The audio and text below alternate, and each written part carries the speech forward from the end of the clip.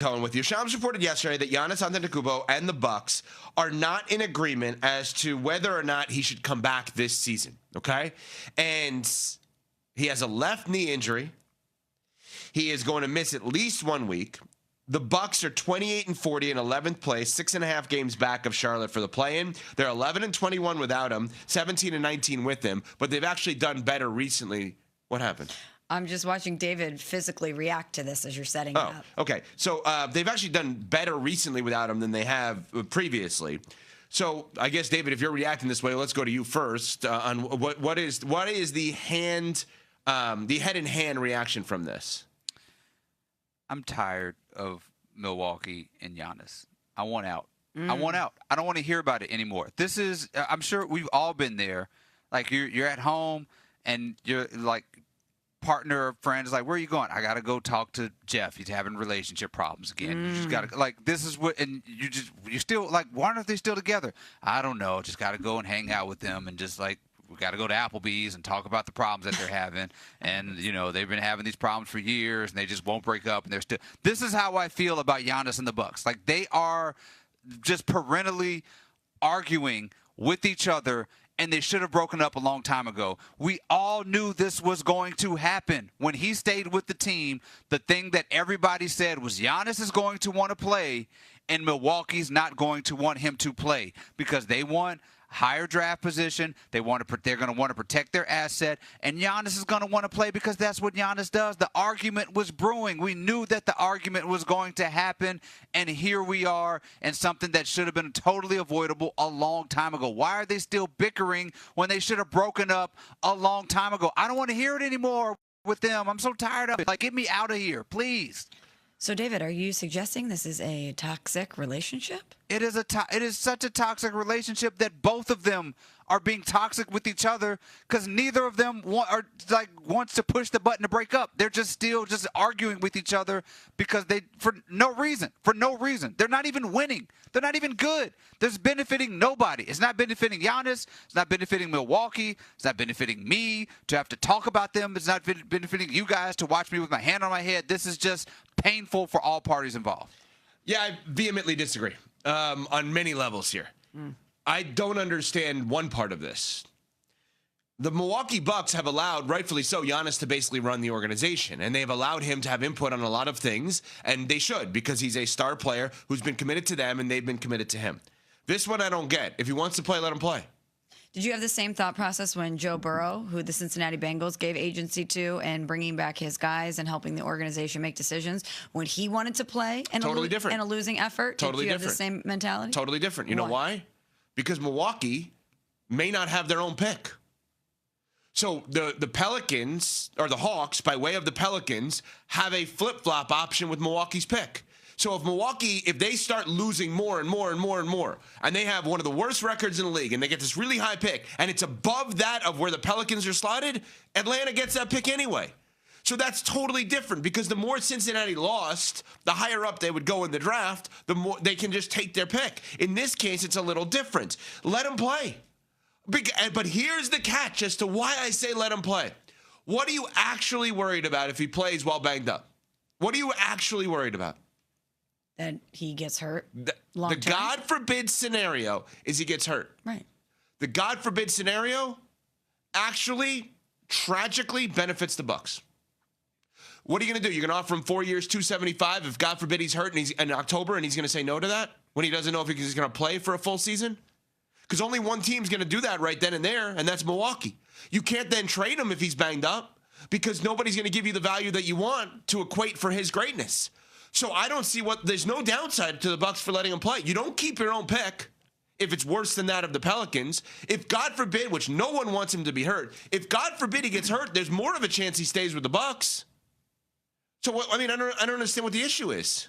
Well, they're trying to protect their future. They're viewing it differently than you. He wants to play. He's already missed 32 games this season. That's the most of his career. And I do think there are a lot of parallels with the Joe Burrow situation because you're talking about a star player that you have given power to.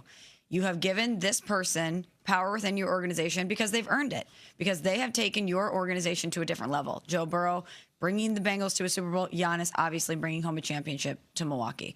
But you can't pick and choose. It's difficult to put the toothpaste back in the tube. Once you give those athletes a certain modicum of power, it's hard to say, well, you can have a lot of influence in this, but you can't have influence in how much you play or when you play. It's very hard for you to tell a player that you have given agency to in that way that they don't have say over their body and over their playing time, when inherently what makes them great is that they are the ultimate competitors.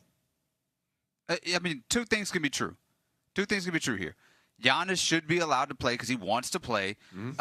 If we're talking about the NBA and run the problems with tanking, this is one of the problems. When you feel like your team is going nowhere and you bench your star player and you don't let people watch one of the best players in the league play. That is absolutely true. I'm with you. Giannis should be allowed to play if he feels healthy to play.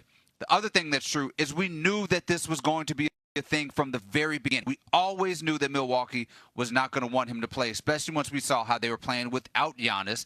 And, now this is going to be another argument. And, Evan, I cannot believe that you're advocating for more years of this. I cannot believe that you are of the belief that there is any way that Giannis in Milwaukee should continue this, calamity any longer. This is an absolute embarrassment for everybody involved. They should part ways immediately. As soon as the season's over, he should take all the team meetings he can. Milwaukee should take all the, possible meetings that they can for trades and get him out of here. This has been terrible for him and this organization for the entire year. So should Steph ask out of Golden State? Yeah, he should. Yeah, he should, but he's not going to because that's a different thing. He's won multiple championships, wants to end his career there. Yeah, if he were anybody else, I guarantee you that they'd be asking to get him out of there for what they built around him, but he's not going to do it. I guess the way I look at it is those two are similar in this regard.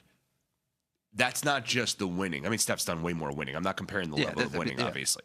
But it's the building of everything with the organization, right? The Knicks, we live in New York. The Knicks could have the worst players in the world on their team, and it's still the biggest thing. What Steph Curry did for the Warriors was way more than basketball. What Giannis has done for the Bucks is way more than basketball. There's an entire downtown area. I mean, the Chase Center was built because of Steph. Undoubtedly. It's become a billion plus, probably a $10 billion organization because of one man, right? Because of his greatness on and off the floor, Steph Curry. The Milwaukee Bucks, the Deer District, the downtown, everything around that is because of Giannis. They know that, and he knows that. And so I don't blame them, Milwaukee Bucks, for trying to milk every aspect of this for as long as possible because they know they will never get someone like him again, ever. Now, all of this said, right, I said I would let him play, all this kind of stuff. This is the first time I have to acknowledge something. This is the first time that I think maybe they are considering trading him. I did not think they were considering trading him at the break. Did not in any way at the deadline. I never thought he was going to get traded. You know that. I said all along, I never thought he was going to get traded. You were consistent in that. If they're preventing him from playing, it's because they're nervous about injury. Injury would indicate a longer tenure, in my opinion, in Milwaukee. So if they're trying to prevent him from playing to keep him healthy, that increases the value. So maybe I have to acknowledge that this strategy is the first time that I have to give in that maybe they are considering trading him. Because I did not at the deadline. Letting him play only hurts his value if he gets hurt. To other teams, but not to them. They'll pay him 4 years, $275 million to rehab. They don't care. No, I'm serious. Like rehab on our dime. Because we don't ever want you out that door. Maybe this is the first time they're actually considering it because they're trying to block him from, God forbid, getting hurt. They should want him out the door, though. They should want him out the door. Yeah, I don't. You're never getting anybody like him, though. Why not? They got Giannis. I mean, it's not like Giannis was a number 1 pick, number 2 pick. Like That's exactly right. He's found a gem. Abnormal. They found a gem. I mean, you could do it again. Like you could build all these assets around him and build again through the draft. Like right now, you are dooming yourself to purgatory for the foreseeable future by having Giannis. No disrespect to him and that team, but you are going to be in purgatory with Giannis, and you have no assets for years. And you have this dude.